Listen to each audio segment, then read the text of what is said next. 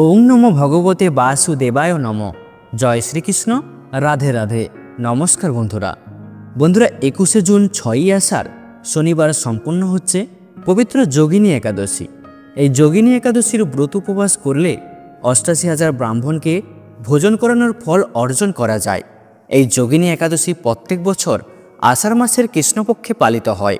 তাই বন্ধুরা, এই বছর 2025 সালে এই যোগিনী একাদশী তিথিটি পড়েছে আজ 20 জুন 5ই আষাঢ় শুক্রবার শেষ রাত্রি 4:02 থেকে, এবং যা থাকছে আগামীকাল 21শে জুন 6ই আষাঢ় শনিবার রাত্রি 1:35 পর্যন্ত।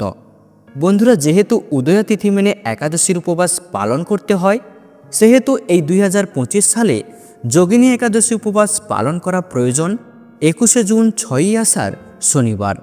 বন্ধুরা, বলা হয় যে যদি কোনো কারণে কেউ যদি এই যোগিনী একাদশী ব্রতটি পালন করতে না পারেন, তাহলে কেবলমাত্র এই যোগিনী একাদশীর ব্রত কথাটি শ্রবণ করলে এবং ভগবান শ্রী হরিবিষ্ণুর ও মা লক্ষ্মীর উদ্দেশ্যে একটি ঘিয়ের প্রদীপ প্রজ্বলন করলে তাহলেও অনেকাংশে এই একাদশীর পুণ্য ফল লাভ করা যায়। বন্ধুরা, এই একাদশী যে শুধুমাত্র ৮৮,০০০ ব্রাহ্মণকে ভোজন করানোর পুণ্য ফল প্রদান করে তা কিন্তু নয়। এই একাদশী পালনের সবথেকে যেটি গুরুত্বপূর্ণ সেটি হলো এই একাদশী ব্রত পালন করলে শরীরের যে কোনো অংশে রোগ বা শরীরের যে কোনো স্বাস্থ্য সমস্যা থাকুক না কেন, তা এই একাদশী পালন করলে নির্মূল হয়ে যায়। তাই বন্ধুরা, দীর্ঘদিন যারা অসুস্থতায় ভুগছেন তাদের জন্য এই যোগিনী একাদশী একটি অন্যতম শ্রেষ্ঠ একাদশী। বন্ধুরা, এর পাশাপাশি এই যোগিনী একাদশীর ব্রত উপবাস পালন করলে ব্যক্তির জীবন থেকে সকল পাপ দূর হয় এবং সেই ব্যক্তির পরিবারে সুখ এবং সমৃদ্ধি চিরকাল বজায় থাকে। তাই বন্ধুরা, যদি আপনারা এই যোগিনী একাদশীর ব্রতটি একবার হলেও পালন করতে পারেন, তাহলে অবশ্যই আপনার জীবনের পরিবর্তন আপনি নিজেই দেখতে পাবেন। দেখুন বন্ধুরা, একাদশীর প্রথম এবং প্রধান কাজ হলো এই পবিত্রতম দিনটি শ্রী হরিবিষ্ণুর উদ্দেশ্যে সম্পূর্ণরূপে সমর্পণ করা, আর তারই জন্য এই একাদশীর দিন ভগবান শ্রী হরির পূজা করার কথা বলা হয়। বন্ধুরা, ভগবান শ্রী হরিবিষ্ণুর পূজায় যে জিনিসটি সবথেকে বেশি প্রয়োজন আর তা হলো তুলসী পাতা। তবে কিন্তু বন্ধুরা, এই তুলসী পাতা একাদশীর দিন কিন্তু সংগ্রহ করলে চলবে না। এই তুলসী পাতা আপনাকে একাদশীর আগের দিন সংগ্রহ করতে হবে, কারণ বন্ধুরা, একাদশী যেদিন পালন করছেন সেই দিন কিন্তু তুলসী পাতা তুলতে নেই। এছাড়াও বন্ধুরা, এই একাদশী ব্রত পালনের একটি উদ্দেশ্য হলো ভগবান শ্রী হরিবিষ্ণুর উদ্দেশ্যে একটি কলস নিবেদন করা।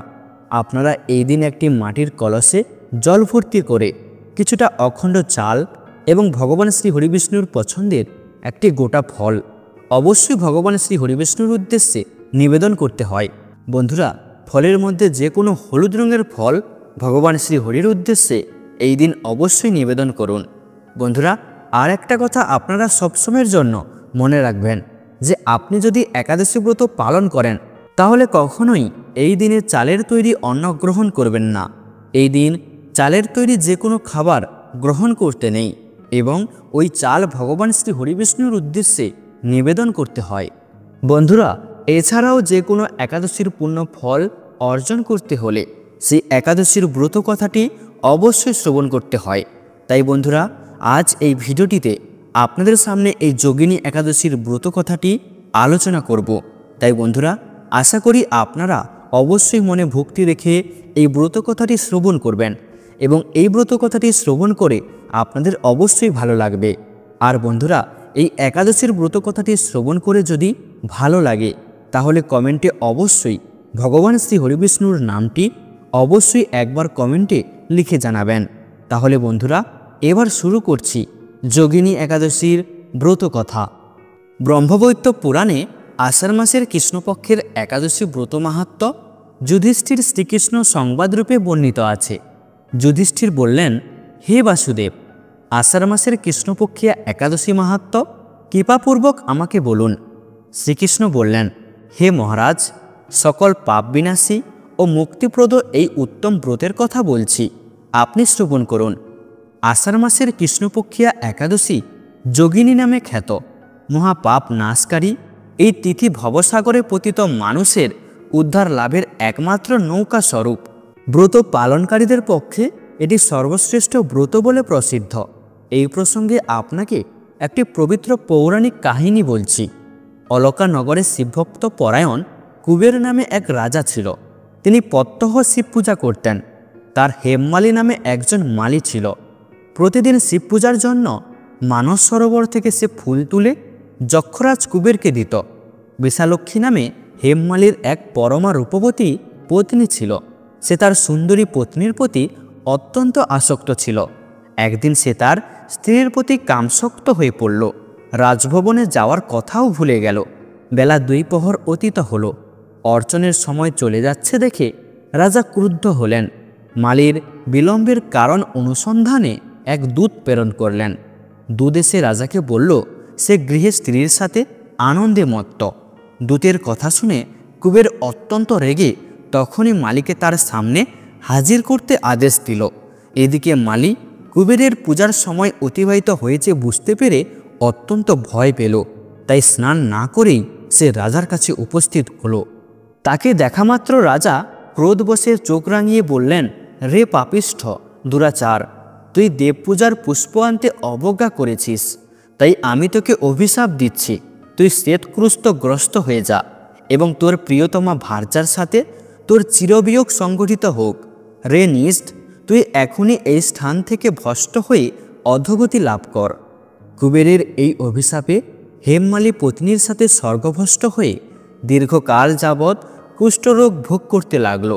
রোগী যন্ত্রণায় দিন অথবা রাতে কখনোই সে সুখ পেত না। এভাবে শীত গ্রীষ্মে প্রচণ্ড বেদনায় বহু কষ্টে সে জীবনযাপন করতে লাগলো। কিন্তু দীর্ঘদিন মহাদেবের অর্চনের ফুল সংগ্রহে শ্রুকৃত ফলে সে শাপগ্রস্ত হয়েও বৈষ্ণব শ্রেষ্ঠ শিবের বিস্মরণ কখনো হয়নি। একদিন হেমমালী ভ্রমণ করতে করতে হিমালয়ের শ্রী মার্কণ্ডেয় ঋষির আশ্রমে উপস্থিত হল। কুষ্ঠরোগে পীড়িত সপত্নী হেমমালীকে দর্শন করে শ্রী মার্কণ্ডেয় তাকে জিজ্ঞাসা করলেন, তুমি কার অভিশাপে এরকম নন্দনীয় কুষ্ঠরোগগ্রস্ত হয়েছ? সে উত্তর দিল, হে মুনিবর, রাজা ধনকুবেরের আমি ভৃত্য ছিলাম। আমার নাম হেমমালী।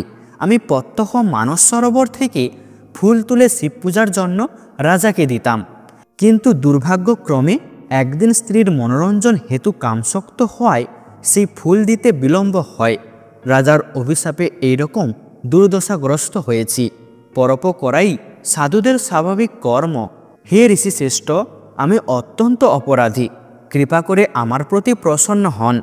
তখন দয়ার্ত চিত্ত মার্কণ্ডেয় মুনি বললেন, হে মালী, তোমার মঙ্গলের জন্য শুভ ফল প্রদানকারী এক ব্রতের উপদেশ করছি।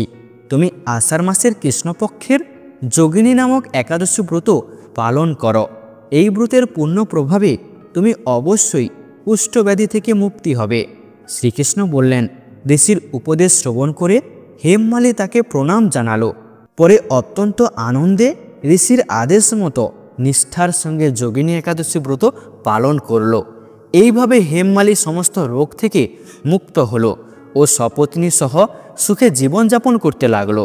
হে মহারাজ যুধিষ্ঠির, আমি আপনার কাছে এই ব্রত উপবাসের মহিমা কীর্তন করলাম। এই ব্রত পালনে ৮০,০০০ ব্রাহ্মণকে ভোজন করানোর ফল লাভ হয়। যে ব্যক্তি এই মহাপাপ বিনাশকারী ও পুণ্য ফল প্রদায়ী যোগিনী একাদশীর কথা পাঠ এবং শ্রবণ করে সে অচিরেই সর্বপাপ থেকে মুক্ত হবে। এছাড়াও বন্ধুরা, এই যোগিনী একাদশীর দিনে ভুলেও করবেন না এই কাজগুলো। নাম্বার 1, একাদশীর দিনে জুয়া খেলতে নেই। ধর্মীয় ধারণা অনুযায়ী এমন করলে ব্যক্তির বংশ নষ্ট হয়ে যায়। নাম্বার 2, একাদশীর রাতে ঘুমোতে নেই। পুরো রাত বিষ্ণুর ভক্তি মন্ত্র জপ ও জাগরণ করে ওই সময়টা কাটানো উচিত। নাম্বার 3, একাদশীর দিন ভুলেও চুরি করবেন না। এই দিন চুরি করলে 7 পুরুষ পাপের অংশীদার হয়। নাম্বার 4, একাদশীতে খাওয়া দাওয়া ও ব্যবহারের সাত্ত্বিকতা পালন করা উচিত। এতে জীবনে আধ্যাত্মিক উন্নতি লাভ করা যায়। নাম্বার 5, একাদশীতে কঠোর শব্দ প্রয়োগ করে কারোর সঙ্গে কথা বলতে নেই। রাগ করবেন না ও মিথ্যা কথা বলবেন না। এই দিনে কাউকে এমন কোনো কথা বলবেন না যাতে তোমার সেই কথা তার গায়ে আঘাত লাগে। এই দিনে কাউকে কটু কথা বলবেন না। নাম্বার 6, একাদশীর দিনে তাড়াতাড়ি ওঠা উচিত এবং সন্ধ্যাবেলায় ঘুমানো উচিত নয়, এতে জীবনে দারিদ্রতা নেমে আসে। তো বন্ধুরা, আপনারা অবশ্যই এই পবিত্র যোগিনী একাদশীর দিন এই নিয়মগুলি মেনে চলবেন। তো বন্ধুরা, ভিডিওটি আজ এই পর্যন্ত। ভিডিওটি দেখে ভালো লাগলে একটি লাইক অবশ্যই করবেন।